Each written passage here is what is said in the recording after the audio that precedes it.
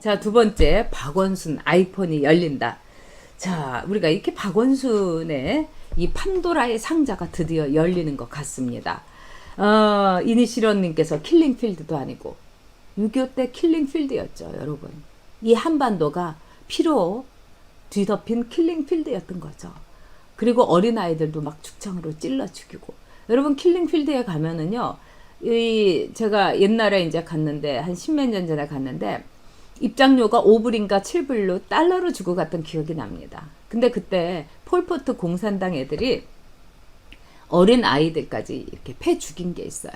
어린 아이들도 이게 이제 말하자면은 캄보디아의 영광, 크메르 루즈의 영광을 위해서 이런 이 후손들, 말하자면 의사의 아들, 뭐 의사의 딸, 이런 애들 5살, 7살 아이들, 예를 들면은 이렇게 왜 이번에 인도하고 중국하고 싸웠을 때 중국 애들이 몽둥이에다가 이렇게 철사줄 막 이거 감아갖고 막 패가지고 막 지금 반중 감정이 인도에서도 부글부글한데 그런 걸로 애들을 두드려 패갖고 그런 증거물이 다 있어요. 저는 거기 가가지고 정말 피눈물을 흘렸습니다. 근데 그거하고 똑같은 일이 우리 6.25 때도 있었어요. 지주의 아들 딸들이라고 해갖고 그 어린 것을 데려다가 엄마 있는 앞에서 쏘아 죽이고 그런 다음에 엄마는 그대로 산채로 묻고 이런 일이 얼마든지 있었습니다. 이거는 우리의 살아있는 역사고 할머니들 그리고 그거를 또 뭐 장독대에 들어가서 지켜봤던 여러분 조앤리라고 아시죠? 기억이 가물가물한 분도 계시는데 이 신부님하고 결혼을 해가지고 아주 서강대를 뒤집어 놓았던 이제 여대생이었는데 이분이 스타 커뮤니케이션이라고 해갖고 홍보 업체도 하고 그러셨는데 이분이 이제 쓴 책이 있어요. 여기에 뭐가 있냐면은 그 첫 번째 장이 6.25로부터 시작이 됩니다. 6.25 때 자기네 집에 공산당이 들어와가지고 막 총으로 난사를 하고 있을 때 어머니는 이 말하자면 광으로 숨었고 너는 이 장독에 숨으라고 해갖고 장독에서 숨어서 그 모든 걸 봤다는 거예요.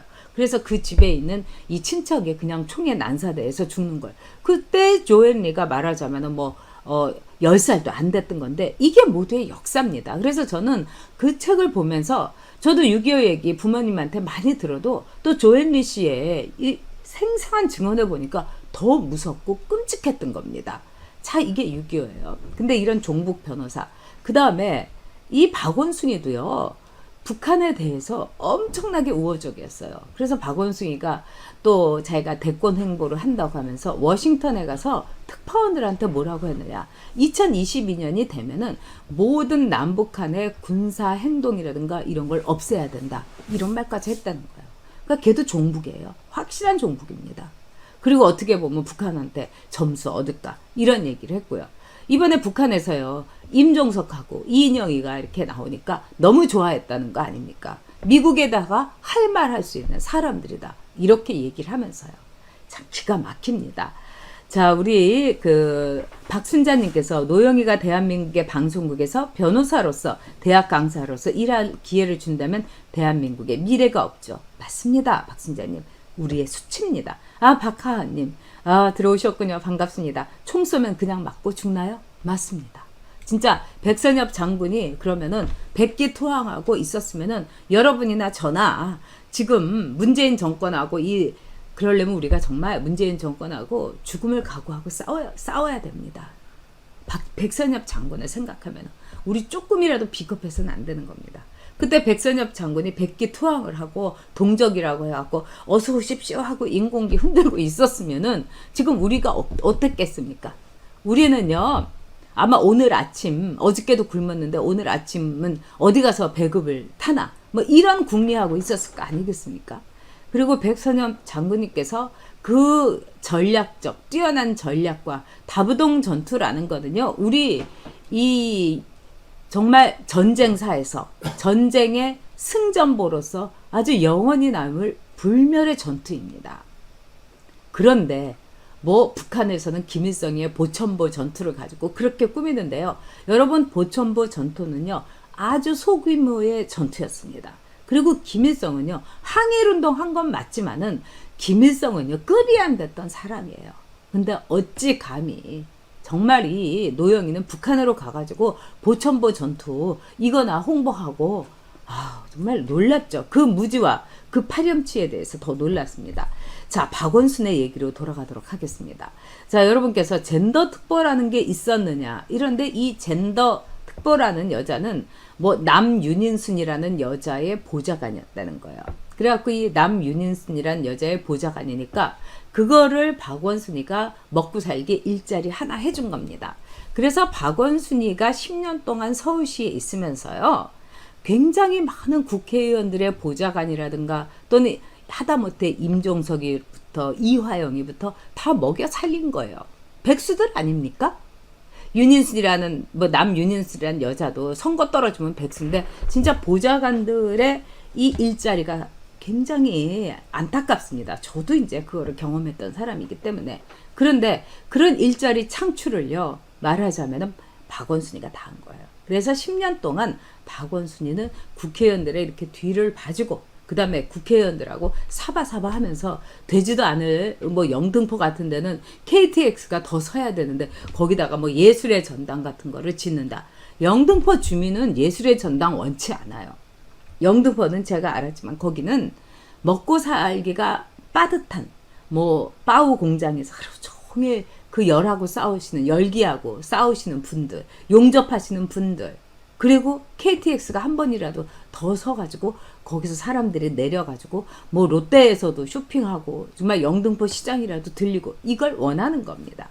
근데 지금 이 박원순에 대해서 우리가 젠더 특보가 오늘 얘기한 거 이런 걸 보면은 박원순의 이른바 성추행에 대해서 제가 몇 가지 새롭게 알게 된 게 있습니다. 첫 번째, 박원순의 성추행은 서울시의 사람들에게는 이미 비밀이 아니었다는 거죠. 특히 6층에 박원순의 남자들과 여자들이 모여있는 또 젠더 특보라는 여자는 알고 있었다는 겁니다. 이 젠더 특보라는 여자가 말하자면은 성추행 피해자인 그 여성 공무원이 여러 방송국에도 제보를 했다는 거, 이것도 알고 있었고요. 그 다음에 제보하다 이거 못해가지고 결국은 변호인과 같이 경찰에 가가지고 고소장을 작성을 하고 새벽 2시 반까지 말하자면 조사를 받았습니다. 근데 그 여자가 가기 전에 이 젠더 특보라는 여자가 알았던 겁니다. 그래갖고 시장실로 뛰어갔다는 거예요. 아니 뭐 시장에게 무슨 일이 생겼는데 무조건 시장실로 뛰어간다? 그것도 젠더 특보가? 이건 아주 뻔한 거 아니겠습니까? 그러면서 시장한테 일이 터졌다, 이렇게 얘기하니까 박원순이가 거기에 대해서 아니 무슨 일이냐 뭐 이렇게 물어본 게 아니라 알았다, 조금 이따 얘기하자, 이렇게 했다는 겁니다. 그러니까 이 지금 서울시장의 권한 대행을 맡고 있는 서정엽이라는 인간부터 해가지고 모두가 서울시는 성추행 박원순의 변태 성욕자의 조력자이고 변태 성욕자 박원순의 공범이었다. 거기에 젠더 특보라고 우리 서울시에 내는 지방세로 월급을 받는 그 여자조차도 박원순의 일종의 뭐라고 할 수가 있겠습니까? 공무원 포주? 포주 공무원? 이렇게 볼 수 있는 거죠. 그리고 이 성추행 피해자인 여성은 서울시의 공무원으로 임용된 뒤에 말하자면 비서실에서 일할 생각도 없고 지원도 안 했다는 거예요. 그리고 비서실이라는 거는 너무 경무고 또 어떻게 보면은 하루 종일 긴장을 하기 때문에 공무원들은 가기를 원치 않는다는 거예요. 근데 그 여자를 딱 집어가지고 말하자면 서정엽이가 불러가지고 이 서정엽이 그 여자를 비서실에다 꽂아준 거예요. 박원순이가 너무너무 좋아했겠죠. 여러분, 이러는 게 바로 공무원들이 시장님의 심기를 살피는 겁니다, 여러분. 그래서 이 밑에 있는 이 손금이 없는 공무원들은요, 어디를 가나 호시탐탐 시장이 누구를 보고 손을 오래 잡나 이것도 봅니다. 도지사가 예를 들면은요, 뭐 이제 아줌마들 뭐 아가씨들 뭐 이렇게 해가지고 막 손잡고 뭐 도지사님 뭐 이런 거 있지 않습니까? 그럼 그 중에 이건 제가 들은 겁니다. 예를 들면 이렇게 손을 잡는데 누구 손을 오래 잡고 이렇게 쳐다보고 있나, 이걸 유심히 봅니다. 여러분 이런 기억도 있죠. 클린턴하고 루인스키하고 그 수많은 사람이 있는데 딱 루인스키를 그 많은 여성 중에서 클린턴이 꽉 껴안고 포옹을 하고, 뭐 미국에서는 뭐 포옹하고 뭐 이런 거는 일상사이긴 합니다만 그 포옹의 시간이 얼마나 길었는지를 우리까지도 알 수 있을 정도입니다. 그러면 이 공무원들은 시장이 눈동자를 맞추고 아이 컨택을 하면서 아이고 곱기도 하지, 이런 애 옆에서 뒀으면 좋겠다 하면서 박원순이가 침을 질질 흘리는 걸 이렇게 딱 보고 쟤 이러면서 암흑에 딱 이름을 적습니다. 그런 다음에 딱 연락을 해가지고 면접을 보면서 시장실에서 근무하라 이러면서 그 여자를 그 지옥 같은 시장실에서 4년을 붙잡아 둔 겁니다. 근데 젠더 특보라는 여자에게도 제가 보기에는 이 여성이 분명히 고통을 호소한 겁니다. 순진하니까. 그리고 이 여성은 정말 우리가 여러분 I 서울 U 이런 표현이 있었죠. I 서울 U. 그래서 저게 영어도 아니고 뭐냐. I 서울 U. 서울이 어떻게 동사가 되냐. 그러니까 나는 서울한다. 그러니까 나는 서울을 뭐 사랑한다. 서울한다는 게 사랑한다. 뭐 이런 건데 누가 요즘은 표를 뭐라고 했냐면 I 호 U라는 거예요. HOU. 그러니까 그 여자의 무릎팍에다가 그 여성 공무원에다가 아유 왜 멍이 들었어. 그 박원순이가 호호 해주고 저는 막 그 생각만 해도 정말 당사자가 아닌데도 막 그냥 소름이 쫙 끼치는 거예요. 네? 그러니까 이 서울이 I 서울유가 아니라 I 호유, IHOU. 그러니까 여러분 옛날에 무릎과 무릎 사이라는 영화가 있었어요. 이게 뭐냐면 이장호 감독이 이보이를 이렇게 내세워 갖고 이제 만든 영화인데 이 서양의 말하자면 가정교사가 이 무릎과 무릎 사이를 이렇게 입으로 애무한 이런 걸 가지고 그때만 해도 성추행에 대해서 인식이 적을 건데 그런 걸 통해서 그 여자가 뭐 트라우마를 겪고 뭐 영화는 뭐 별 영화 아니 싸구려 영화였던 것 같은데 그런 게 있어서 제목이 무릎과 무릎 사이에서 제목 하나로 엄청 히트를 친 영화가 있어요. 바로 이 박원순이는 그 무릎과 무릎 사이라는 영화를 보고 그 어린 손녀 같은 여성 공무원 무릎을 호해주면 네? 와 이거는 정말 우리가요 어린 아이를 이렇게 호해주는 엄마의 이 호가 아니라 그 다 늙은 변태 성역의 할배가 호해주고 그 다음에 사진도 팬티바람의 사진을 그것도 이상한 팬티바람의 사진을 이렇게 보내주고 네 것도 보내달라 이런 거를 하루에도요 근무 시간 이후에도 5통 6통씩 비밀 대화를 시장님이 원합니다. 얼마나 끔찍하겠어요. 그런데 지금요 이 좌빨들 대깨문들 또 박 시장빠 또 박원순이 빚 갚아주겠다고 하는 이 개돼지들이 뭐라고 하느냐 이 아이폰에서 비밀 대화를 시장님을 뭐 다른 걸로 뭐 예를 들어서 뭐 이 카카오 뭐 곰이 뭐 푸우님이 뭐 비밀 대화를 원합니다 이러면서 그거를 다 변형하면 이렇게 될 수 있다. 그래서 그 여성 공무원이 이 시장님이라는 게 말하자면 딴 사람이다. 이거는 조작한 거다. 뭐 이렇게까지 여성 공무원에 대해서 2차, 3차 가해를 가하고 있습니다. 자, 근데 문제는 경찰이 박원순의 아이폰을 열겠다고 한 겁니다. 그러면서 경찰이 뭐라고 했느냐? 3호제가 지나고 나면은 3호제를 지나고 나서 이 아이폰을 풀겠다고 한 거예요. 대한민국 경찰이 살인 현장에서 현장범 잡지 않고 3호제 지나고 그 다음에 현장에 출동하겠다는 거하고 똑같지 않습니까?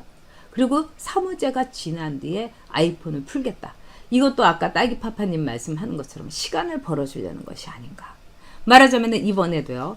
청와대 경찰에서 민정에 보고를 합니다. 이건 정상적인 거예요. 그런데 청와대에서 이렇게 보면서 박 시장 큰일 났어 했는데 그 보고가 박원순에게 흘러 들어간 거. 이건 100%인 것 같아요.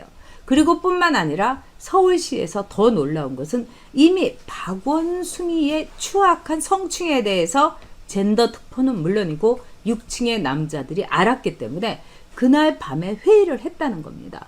그리고 그날 박원순이 그 회의에 참석을 했다는 거예요. 그래서 회의를 이렇게 보면서 박원순이가 이게 사실입니까? 이렇게 물어봤다는 거예요. 그 젠더 특보 얘기에. 그러니까 박원순이가 아무 말을 못했다는 거예요. 그거는 뭘 얘기하겠습니까? 박원순이가 아무 말을 못했다는 거는 박원순이야말로 이해찬이 못지않게 성피해 호소인이라든가 나는 너무나 강직하고 나는 페미시장이고 젠더 특보도 두었고 그 다음에 약자를 위해서 뭐 이렇게 얘기했던 박원순이가 아무 말을 못했다는 거 그건 뭘 뜻하겠습니까? 그리고요 이 박원순이 같이 뻔뻔한 좌파들은 뭐가 있습니까? 자기의 부하들 앞에서는 이 얼굴이 아니라 이 추한 가오, 이 가짜 가면 이거를 보이기 위해서라도 아니지 이거는 좀 더 조사를 해야지 이렇게라도 할 수 있는데 그때 박원순은 너무 당황했던 겁니다. 그리고 그동안 박원순은 싸웠던 게 많았던 거예요. 자, 박원순의 아이폰이 열린다. 박원순의 아이폰이 풀린다. 이거는 박원순의 추악한 일면이 들어가는 거고요. 그 다음에 성추행의 그 피해자, 변태 성역범 박원순의 피해자인 그 여성이 이제 더더욱 많은 자료를 낼 거라고 생각합니다. 세상에 비밀은 없습니다. 아이폰, 그 판도라의 상자는 풀리는 겁니다. 그렇게 반일 하더니 일제 펜으로 또 마지막 유서를 쓰고 그렇게 반미 하더니 또 신상 아이폰은 또 떡 두고 가고 참 박원순답습니다. 끝까지 좌파들의 위선과 이중성을 보여주는 겁니다. 자, 우리 박원순에 대해서 그는 같지만 죽음이 절대로 면죄부가 될 수도 없고 면피가 될 수 없다는 것을 냉정한 보수의 이성으로서 박원순을 단죄합시다.